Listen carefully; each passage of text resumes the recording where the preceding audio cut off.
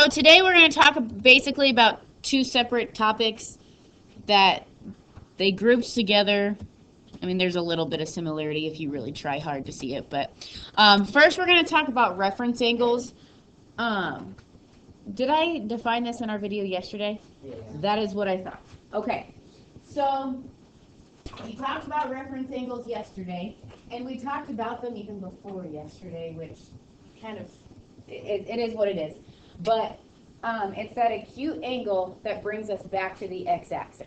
Okay, the x-axis is the most important. We really don't even care about the y-axis.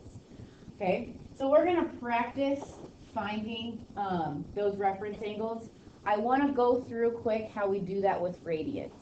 Okay, if we have a quadrant 1 angle, what's the reference angle going to be? Itself. Thank you. In quadrant 2,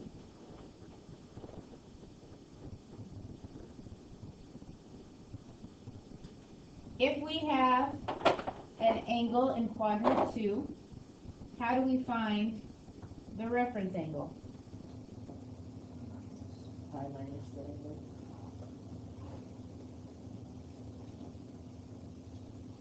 Good.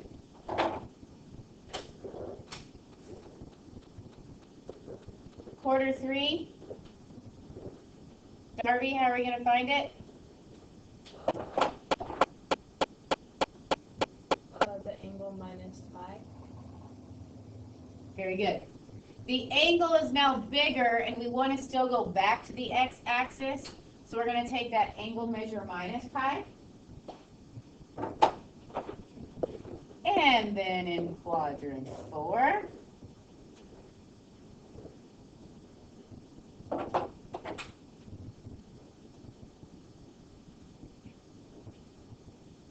was thinking 2 pi minus our angle will give us our reference angle. Okay?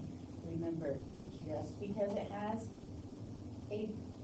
just because there's not a number pi doesn't mean it's not a radian measure. How do we know that an angle is a radian measure? Does it have a degree symbol? There's no degree symbol. Okay? So we're going to do a few examples of just finding the reference angle. Okay? First example, 325 degrees. Connor, what quadrant is 325 degrees in?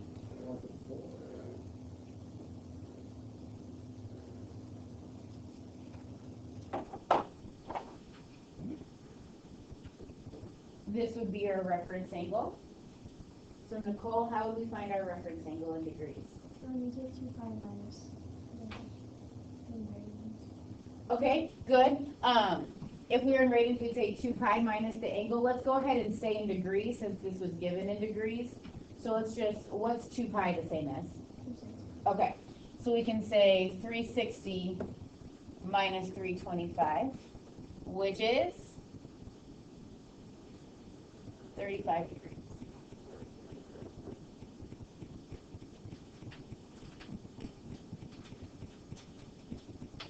If I give you a question in degrees, your answer will be in degrees.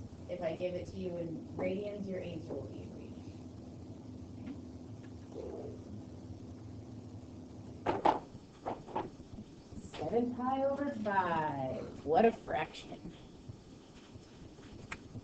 It's not one of our special ones, right?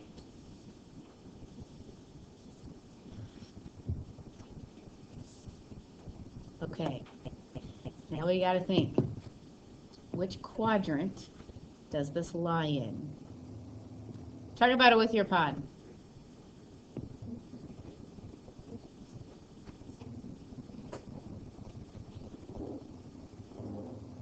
Who votes for 1? Good answer. Who votes for 2? Good answer. It's obviously more than 1 pi, right? Who votes for 3? Who votes for 4? Okay. 7 pi over 5. Here's our reference angle.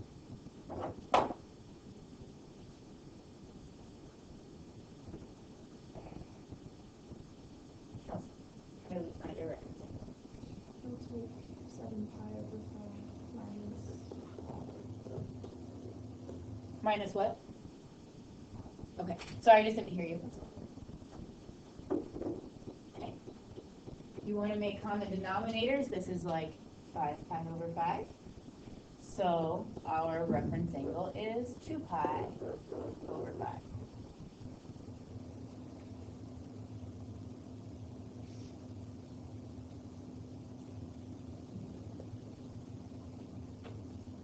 Here's where it gets exciting.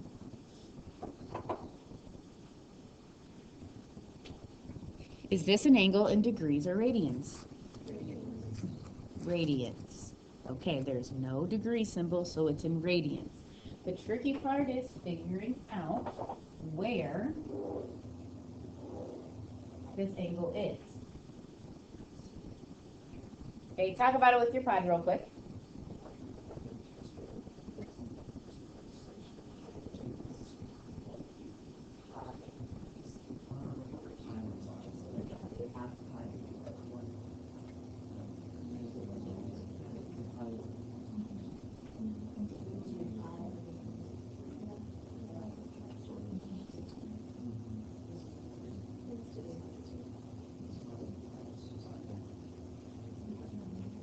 Okay, let's see, pod 3, lonely pod 3 back there.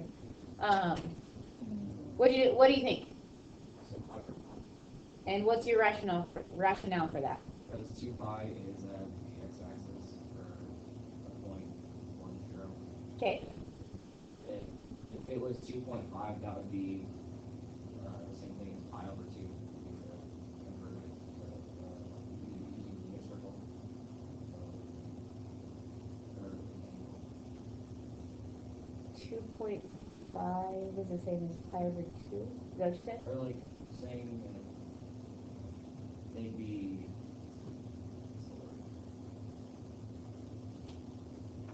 coterminal angles. Yeah. Okay.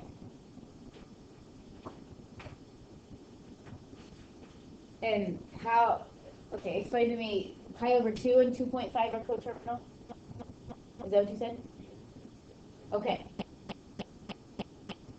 Think about this, Will. Is there a pi right here? No.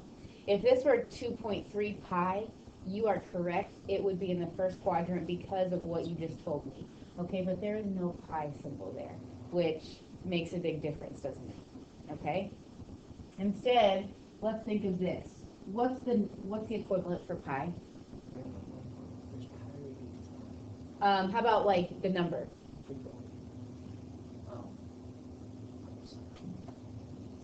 Oh, 3.14. And 2.3 is less than that. Do you agree?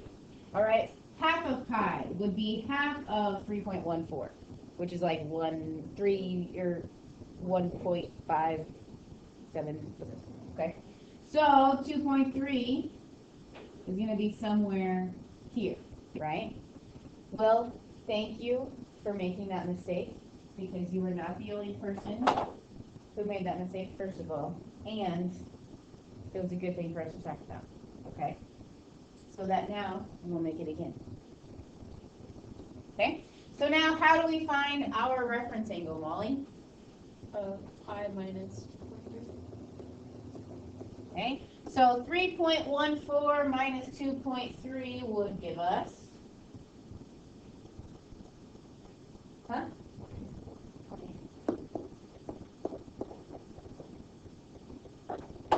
Awesome.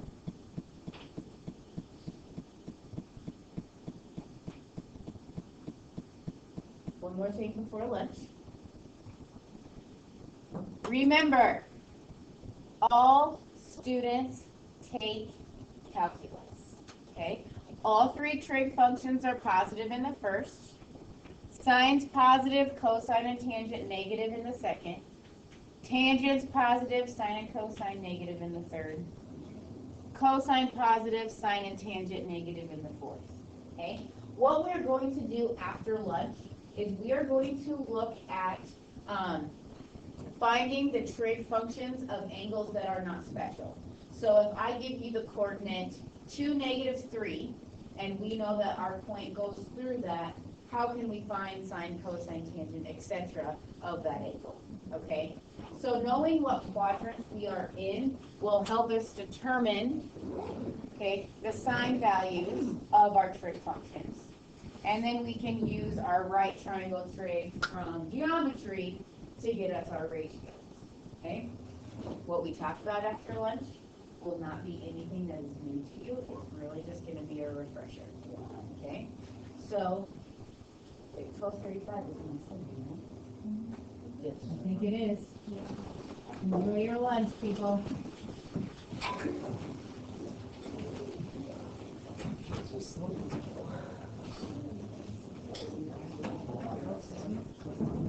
At least know that there's a bird game.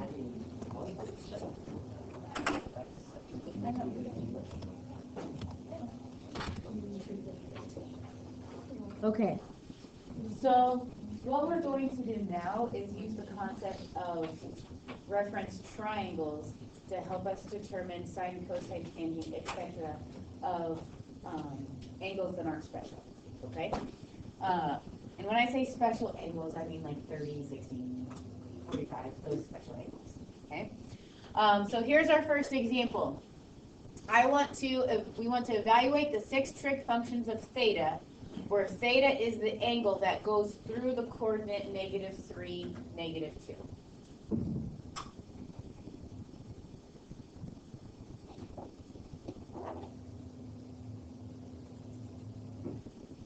So what we're going to do is draw a right triangle. And this is what I call a reference triangle, okay? This is our reference angle right here. If we can create ratios in this triangle, okay, for the reference angle, those will be the ratios for the actual angle itself, okay? So I'm going to make this a little bit better. Here we go. What is the length of this side of the triangle? Huh? This one right here. 3, and what's this side? 2. Now I did hear someone say -3. Okay, technically the side of the triangle is not -3, it's positive, right? However, if it is going to help you remember which ratio should be negative and which one should be positive, you are more than welcome to label those as -2, -3, and then when we find our ratios, those will help you get the negatives and positives straight, okay? It doesn't matter to me, but that is an option, okay? Now, what we need to know is the length of the hypotenuse. Okay, did you say it? And how did you get square root of 13? Okay. 2 squared is 4. 3 squared is 9. 4 plus 9 is 13. So our hypotenuse is the square root of 13. Okay. So now we want these 6 trig functions for our angle theta. And we're just going to use that reference triangle.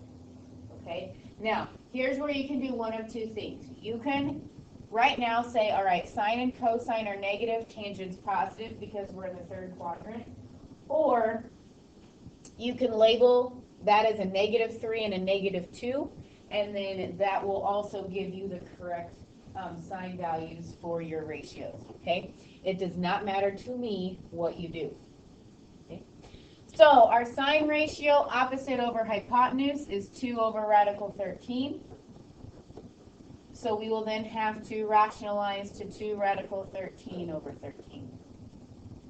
Our cosine ratio adjacent over hypotenuse, -3 over radical 13. And then we will have to rationalize to -3 radical 13 over 13. And then tangent opposite over adjacent, 2/3.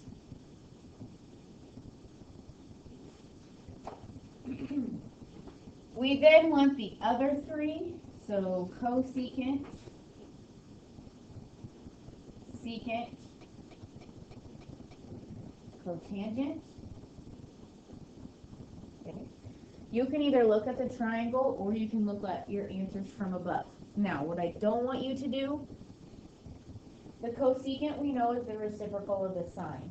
Please do not flip this fraction and then rationalize again.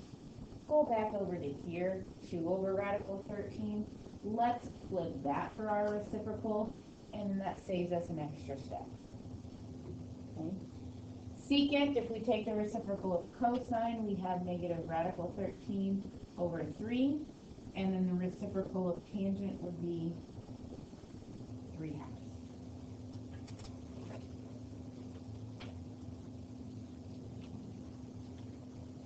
Any questions there?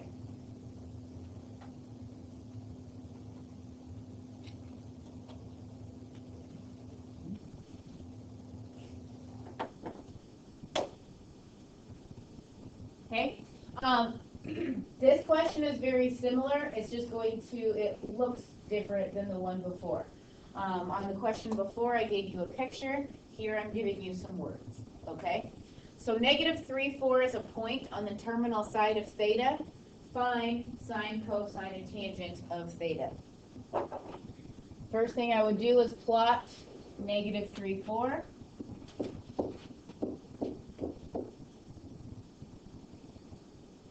And draw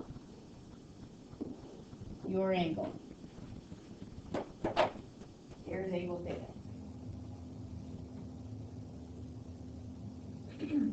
Just like we did in the example before, we are going to use a reference triangle to set up our trig ratios. So here is our reference angle we are going to use, and then we can draw, oh, that was there.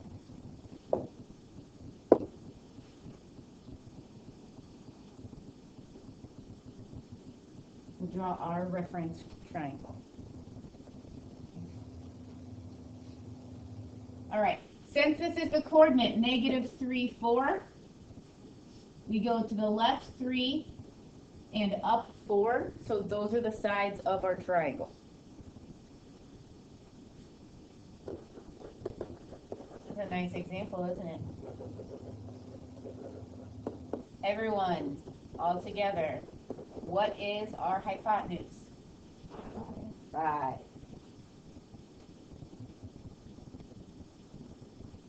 Okay, now you can do one of two things. Remember, you can label this as a negative 3 if you want to, or you can say, since we're in the second quadrant, sine is positive, cosine and tangents are negative. Okay, so this time I'll go through labeling the negative on the triangle. It looks awkward, but it could be helpful to you. I don't know, you can do it either way. So our sine ratio is opposite over hypotenuse, positive 4/5. Cosine adjacent over hypotenuse, negative 3/5. And our tangent ratio opposite over adjacent, 4 over negative 3. So you see by labeling that negative for moving left, we get the correct positive negatives here. This is the only time ever in the history of math class I will let you label a side length negative. Okay. One more example. Okay. Both of these questions that we've done have been very straightforward. Here's the point. Draw the picture, draw the triangle. Okay. Now, I'm going to give you an example where I give you the one trig ratio, and we have to find either all of the rest or one of the rest. Okay? Now, giving you only one trig ratio is not going to be enough information.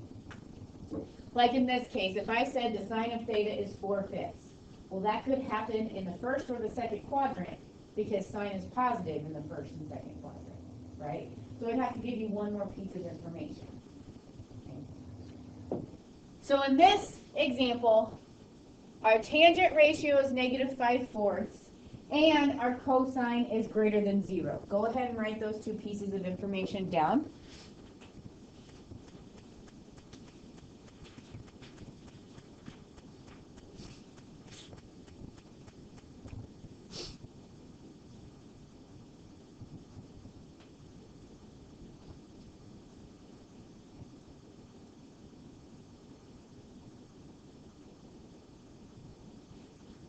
Okay, so first of all, our tangent is negative.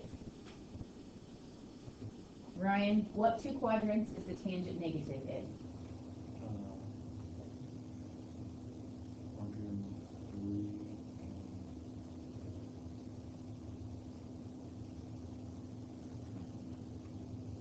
Oh wait, it's negative. Uh-huh. Quadrant is Quadrant 2 and 4.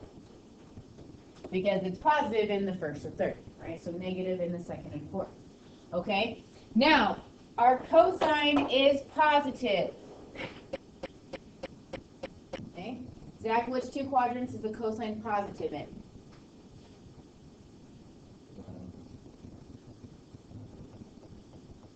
in quadrant 1. Quadrant 4. Good. Quadrant 1 and quadrant 4. So, what angle must theta lie in? Say it louder, Will. Quadrant 4. That's the only quadrant where both of these pieces of information make sense. So, we need to draw a reference triangle in quadrant 4 where our tangent ratio is 5/4. So opposite over adjacent should be 5/4. When you do these examples, I want to see a reference triangle in the correct quadrant. Don't just draw a right triangle. I need to see the reference triangle. Okay? Now, if you want to make sure that you're keeping track of your positives and negatives, since the tangent is negative, which one of these numbers could you label as negative to help you out? 5. If you wanted to, you can write a -5 there to help you remember which ratio is going to have a positive or negative. Okay. All right. So if we're going to find the other trig functions, we're going to need to know the length of that hypotenuse. Okay. Finn, do you know the length of the hypotenuse? Would be radical 41. Radical 41. Good. So now we can answer question, what is sine of theta? Well, sine is opposite over hypotenuse, so -5 over radical 41, and then we could rationalize.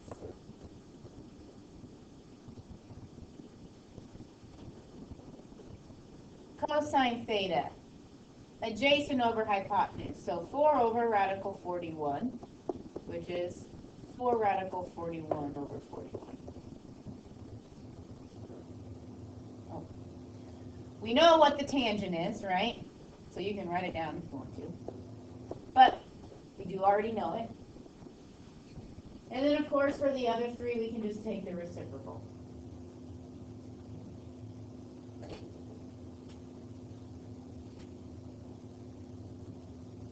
I will tell you right now, you can expect both types of problems on your quiz on Friday, where I give you a coordinate and you find me the trig ratios, and in this case, where I give you a trig ratio, find me the other ones in the correct quadrant.